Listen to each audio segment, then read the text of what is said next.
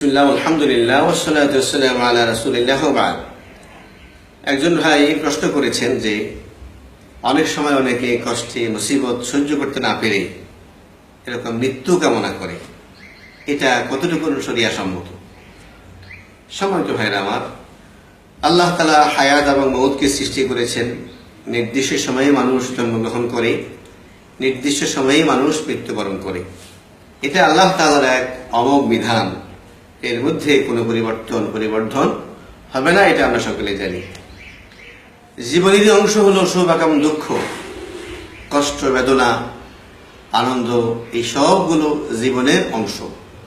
আল্লাহ তাআলা আমাদেরকে সুখে এরকম শুকরিয়া আদায় করতে বলেছেন, আর দুঃখ বেদনাতে তিনি আমাদেরকে সবর করতে বলেছেন, এবং সবরের তিনি অনেক পুরস্কার ঘোষণা করেছেন।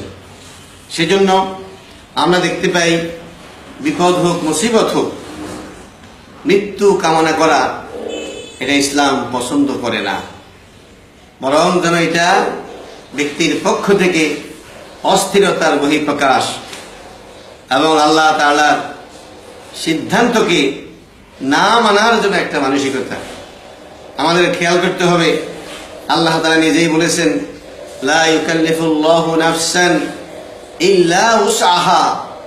বান্দাকে আল্লাহ তাআলা বান্দার সাধ্যের বেশি তিনি কষ্ট দেন না, এটা আমাদের মাথায় রাখতে হবে।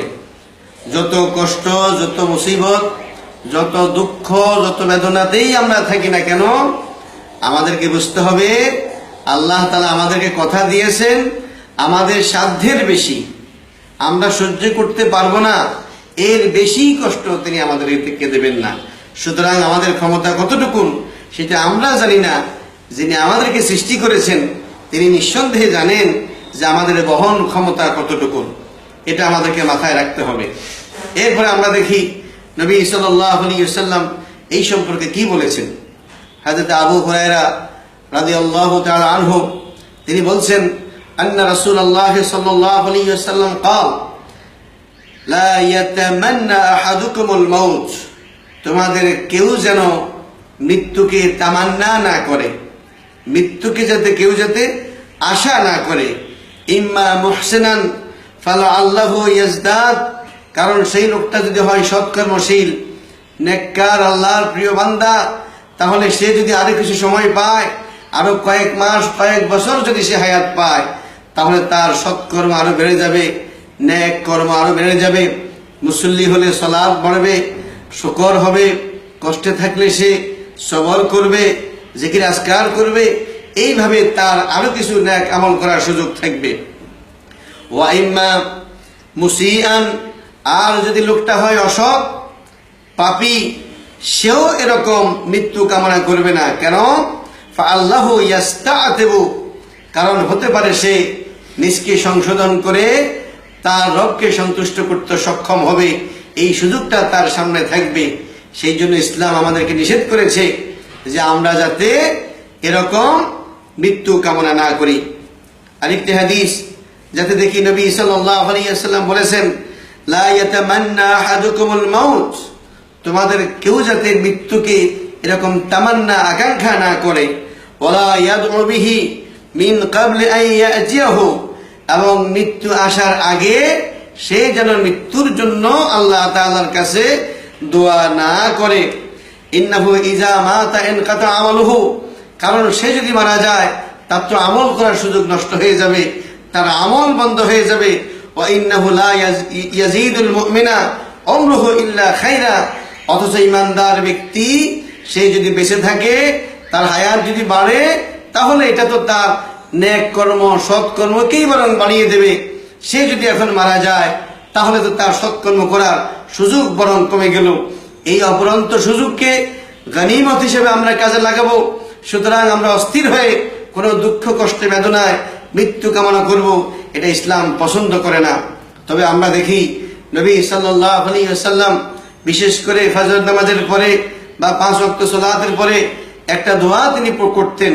সেই দোয়াটা হলো এই, আল্লাহুম্মা ইন্নী আসআলুকা ফি'লাল খায়রাত ওয়া তারকাল মুনকারাত ওয়া হুব্বাল মাসাকিন ওয়া ইযা আরাদতা বিইবাদিকা ফিতনা ফাকবিদনি ইলাইকা গায়রা মাফতুন।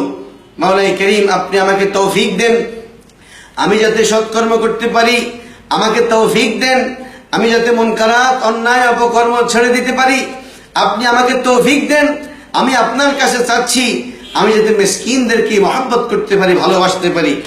ওয়াইজা আরাদতা বিইবাদিকা ফিতনা ফাকবিদনি ইলাইকা গায়রা মাফতুন। আপনি যখন আপনার বান্দাদের ব্যাপারে ফিতনার ইরাদা করবেন, তাদেরকে পরীক্ষা করার ইরাদা করবেন, তার মানে হলো আমাদের বেঁচে থাকার উদ্দেশ্য হলো সৎকর্ম করা, অন্যায় কাজ থেকে বেঁচে থাকা, গরিব মিসকিন অসহায় মানুষদেরকে ভালোবাসা। যখন মানুষ এই কাজগুলো করবে না, মিসকিনদেরকে ভালোবাসবে না, অন্যায় কর্মকে ছাড়বে না, ভালো কর্ম করবে না, এই রকম পাপের মধ্যে মানুষ যখন নিমজ্জিত হবে, এরকম পাপে আমাকে নিমজ্জিত না করে, ফিতনায় নিযুক্ত না করে তখন আপনি আমাকে উঠিয়ে নেন। এই জাতীয় দোয়া যদি কেউ করে তাহলে করতে পারে। আর সেটা কি, যে আমার বেঁচে থাকার উদ্দেশ্য হলো আপনাকে সন্তুষ্ট করে কাজ করা, আপনার অন্যায় অপরাধ থেকে বেঁচে থাকা। এই কাজটা যখন আমার দ্বারা করা সম্ভব হবে না, তখনই কেবল আপনি আমাকে উঠিয়ে নিয়েন। সেটাও কিন্তু আপনি আপনার ভালোর জন্যই বলেছেন। এই জন্য নবী সাল্লাল্লাহু আলাইহি ওয়াসাল্লাম আমাদেরকে শিখিয়েছেন, তোমরা মৃত্যু কামনা করবে না।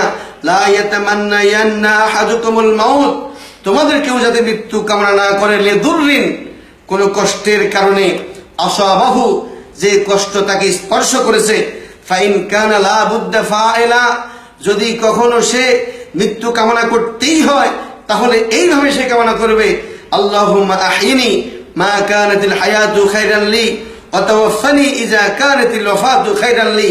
আল্লাহ, আপনি আমাকে বাঁচাই রাখেন যদি বেঁচে থাকা আমার জন্য কল্যাণকর হয়, আপনি আমাকে মৃত্যু দিয়ে দেন যদি বেঁচে থাকা সেটি মৃত্যুবরণ করাটা আমার জন্য কল্যাণকর হয়। তার মানে হলো নিজে সিদ্ধান্ত নিয়ে যে এই মুহূর্তে বেঁচে থাকার চাইতে মৃত্যুবরণ করাটাই বরং আমার জন্য শ্রেষ্ঠ এবং উত্তম, এরকম সিদ্ধান্ত নিজে নেবে না, বরং আল্লাহ তাআলাকে সে দোয়া করবে, মাওলাই করিম, আমার বেঁচে থাকা আমার জন্য ভালো নাকি আমার মরে যাওয়া আমার জন্য ভালো, আমি বুঝতে পারছি না কোনটা আমার জন্য ভালো, সেটা আপনি ভালো বুঝেন। বেঁচে থাকার জন্য যদি আমার জন্য ভালো হয়ে থাকে আপনি আমাকে বাঁচিয়ে রাখেন। আর যদি মনে করেন বেঁচে থাকলে পরে আমি ফিতনায় জড়িয়ে পড়ব, ঈমান হারা হয়ে আমার মৃত্যুর সম্ভাবনা রয়েছে, তাহলে আপনি আমাকে মৃত্যু দান করেন। আল্লাহ তাআলা সুপর্দ করে এইভাবে কেউ যদি মৃত্যু কামনা করে, সেটা আমরা হাদিসের মধ্যে লক্ষ্য করি। এরকম নির্দেশনা নবী সাল্লাল্লাহু আলাইহি ওয়াসাল্লাম আমাদেরকে দিয়েছেন। আসুন ভাইরা, আমরা ইসলামের যে মেসেজ, বার্তা, এই সম্পর্কে আমরা নবী সাল্লাল্লাহু আলাইহি ওয়াসাল্লামের মাধ্যমে জানতে পারলাম। এর মাধ্যমে যাতে আমরা একটা সঠিক বুঝ অর্জন করতে পারি আর সেই আলোকে আমরা চলতে পারি, আল্লাহ তাআলা আমাদের সবাইকে তৌফিক নসিব করুন। আমিন। ওয়া আখির দাওয়ানা আলহামদুলিল্লাহি রাব্বিল আলামিন। আসসালামু আলাইকুম ওয়া রাহমাতুল্লাহি ওয়া বারাকাতুহু।